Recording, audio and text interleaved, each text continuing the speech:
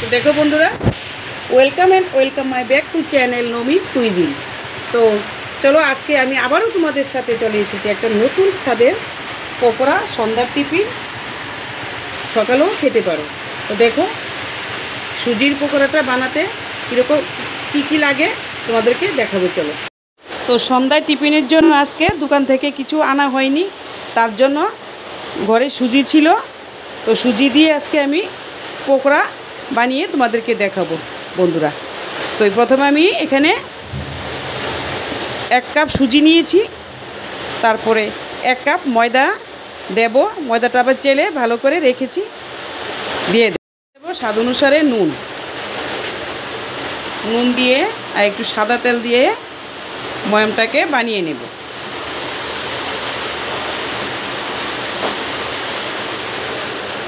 প্রথমে শুকনো উপকরণগুলো মিশিয়ে নেব, অল্প অল্প করে জল দিয়ে একটা ডো বানিয়ে নেব। জলটা একসঙ্গে দেব না, অল্প অল্প করে দিয়ে একটা ডো বানিয়ে নেব। দেখো বন্ধুরা, আমার ডোটা এখন হয়ে গেছে। এখন উপর থেকে একটু সাদা তেল ছড়িয়ে আধা ঘন্টার জন্য আমি রেস্টে রেখে দেব। তোমরা চাইলে সময়টা আরও বেশি করতে পারো। আমি আধা ঘন্টার জন্য রেস্টে রেখে দেব। তো দেখো বন্ধুরা, এদিকে আমি ডোটা রেস্ট হওয়ার সাথে সাথে আমি কিছুটা পকোড়া স্টাফিংয়ের জন্য আমি এখানে গ্রেট করে রাখা সিদ্ধ আলু নিয়েছি 2টো, আর এখানে নিয়েছি আদা কুচি, আর এখানে নিয়েছি গাজর কিছুটা, পেঁয়াজ কুচি, চীনাবাদাম, কাঁচা লঙ্কা একসঙ্গে দিয়ে এগুলো ভালো করে মেখে নেব।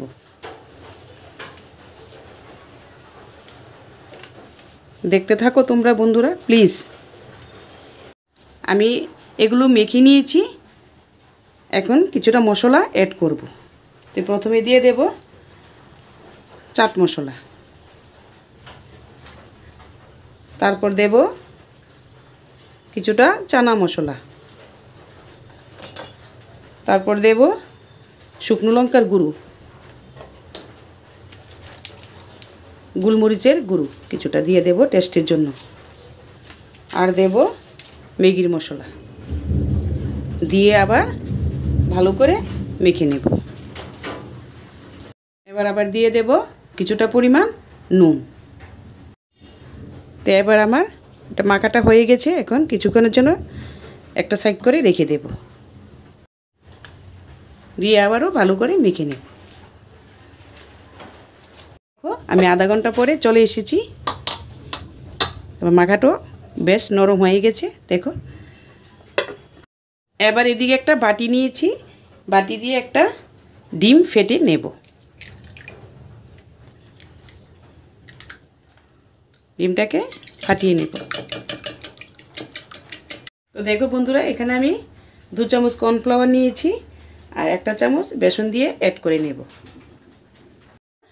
ফাইনালি তোমাদেরকে এখন পকোড়াটা কীভাবে বানাতে হয় দেখাবো। তো এরকমভাবে সবগুলো সাইজ করে নেব সবগুলি।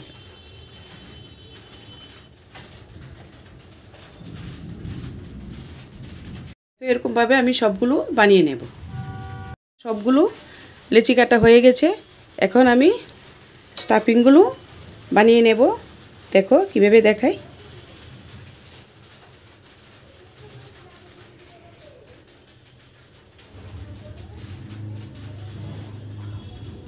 এইভাবে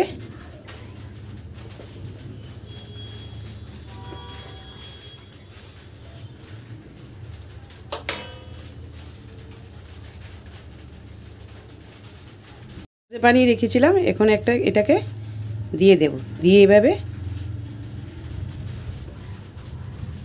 বলের মতো একটা শেপ বানিয়ে নেব।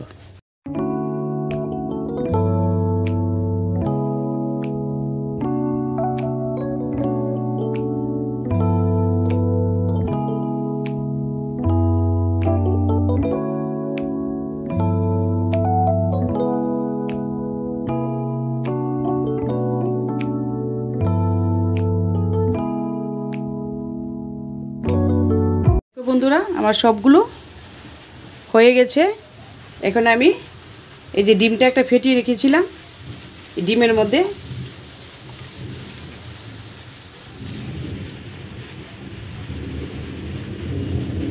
লাগিয়ে এই যে কর্নফ্লাওয়ার আর বেসন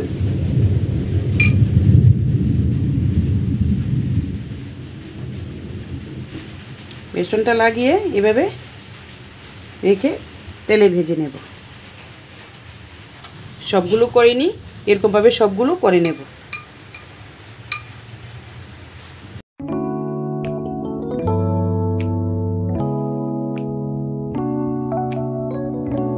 আমি সবগুলো পকোড়া ভালো করে কোট করে নিয়েছি। এখন আমি এগুলোকে ভেজে নেব। এখানে আমি একটা কড়াই বসিয়েছি, কড়াইটা গরম হয়ে গেছে। এখন আমি পর্যাপ্ত পরিমাণে তেল দিয়ে দেব।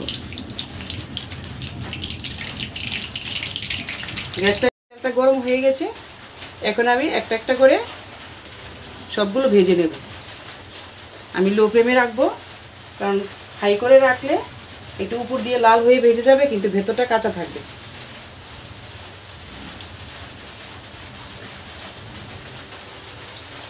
সবগুলোকে ভেজে নেব।